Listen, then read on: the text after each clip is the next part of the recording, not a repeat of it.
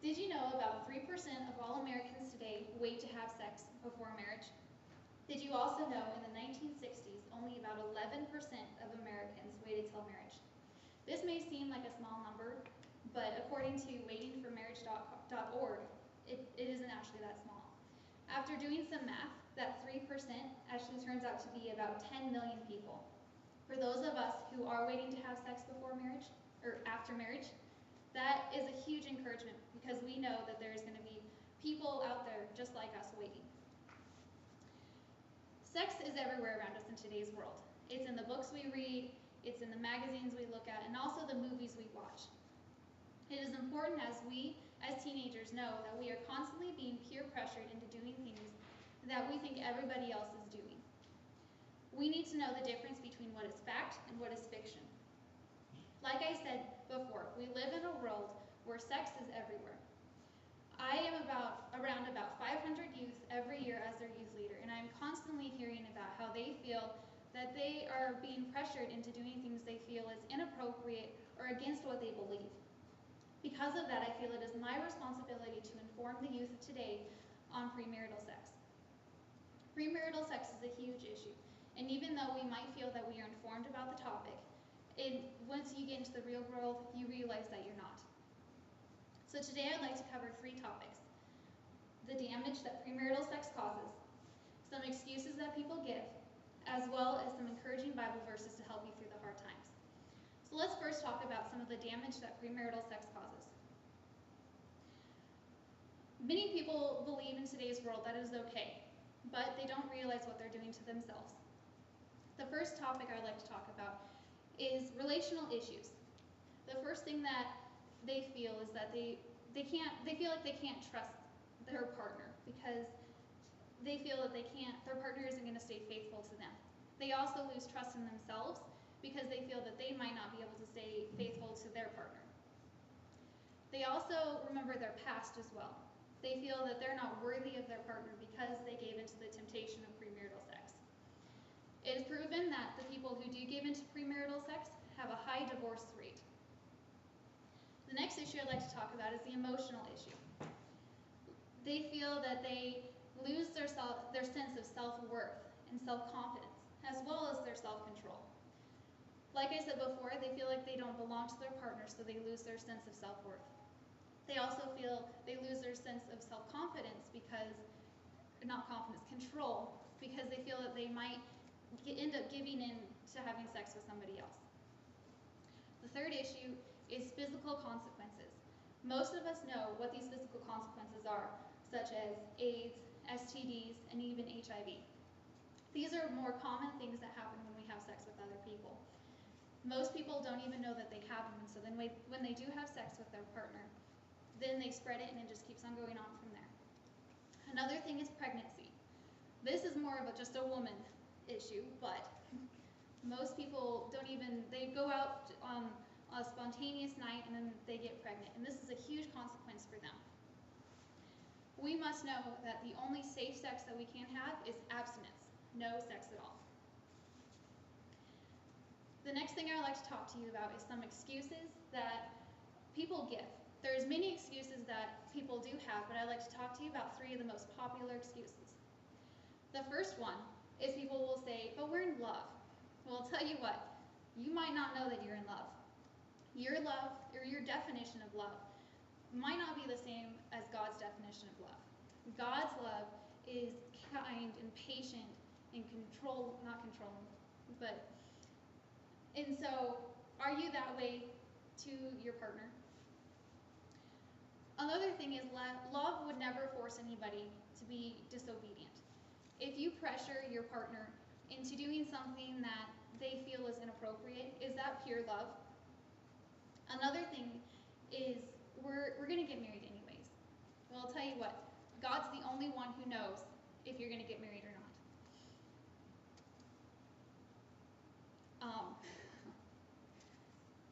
There is actually a high percentage of people who end up breaking their relationship right before they get married. And so think about it like this. If you give into your temptation once before marriage, what makes you think that you're going to do it after marriage? Sure, you'll have sex with your married partner, But what about other partners? Maybe you feel like you might have to have an affair with somebody else. Then that's what actually breaks apart marriages. Another one is that it's too late. I've already done it, so why stop now? You know what? That's true. You cannot reverse the past. The past is the past. But there are steps that you can take in order to not make yourself pure, but lead a purer life. One thing that you can do is confess it to God. God wants you to talk to him, to have a relationship with him. And if you know God, then you know that he will forgive you. So confess it to him. The next thing you can do is make a pledge to stay pure from now on. The third thing that you can do is confess it with your future partner. They will want to know what your sexual past is like. And if you say, look, I did this, I am really sorry, but I stayed pure from that point on just for you. In the end, you'll have more trust from your partner, more respect from your partner, as well as have a better relationship with them. Finally, I'd like to share just a few encouraging Bible verses with you. There's lots of verses in the Bible that talk about sex and marriage, but I'd like to tell you just a few. So the first one is Romans 12:1. Therefore, I urge you, brothers, in view of God's mercy, to offer your bodies as a living sacrifice, holy and pleasing to God. This is your spiritual act of worship. The next one is 1 Corinthians 6:12-18 through 20. Everything is permissible for me, but not everything is beneficial. Flee from sexual immorality. All other sin a man commits are outside of his body, but he who sins sexually against his own body. Do you not know that your body is a temple of the Holy Spirit, who is in you, whom you have received from God? You are not your own. You were bought with a price. Therefore, honor God with your body. And lastly, I'd like to share with you 1 Thessalonians 4:3-4 and 7. It is God's will that you should be sanctified, that you should avoid sexual immorality, that each of you should learn to control his own body in a way that is holy and honorable. For God did not call us to be impure, but to live a holy life.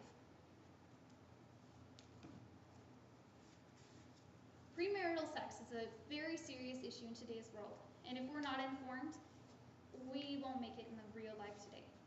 So today I've told you about the damage of premarital sex, some excuses that people give, as well as some encouraging Bible verses to help you when you're struggling. I hope that I have informed you today a little bit more about premarital sex. And I hope that you'll take in everything that I have said to you.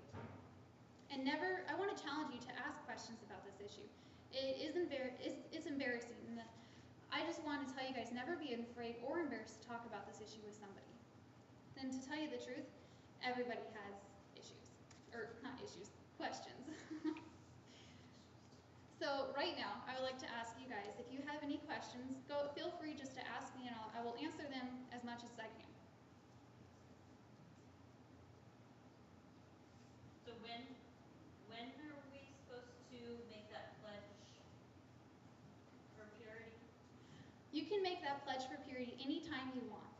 Most people I would encourage you to make it now.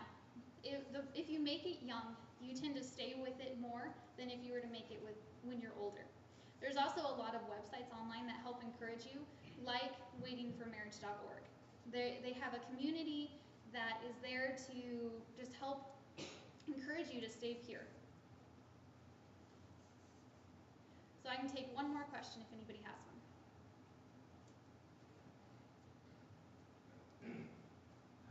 Young men do pay a price as well, don't they, if they father a child? They do. If they don't get married. Yes. I am not a man personally, but I would feel that I would have to take care of that child. And so I would believe that that's how a man would take it more personally as well. Child support funds. Yes. Okay, well, thank you guys for being so patient with me.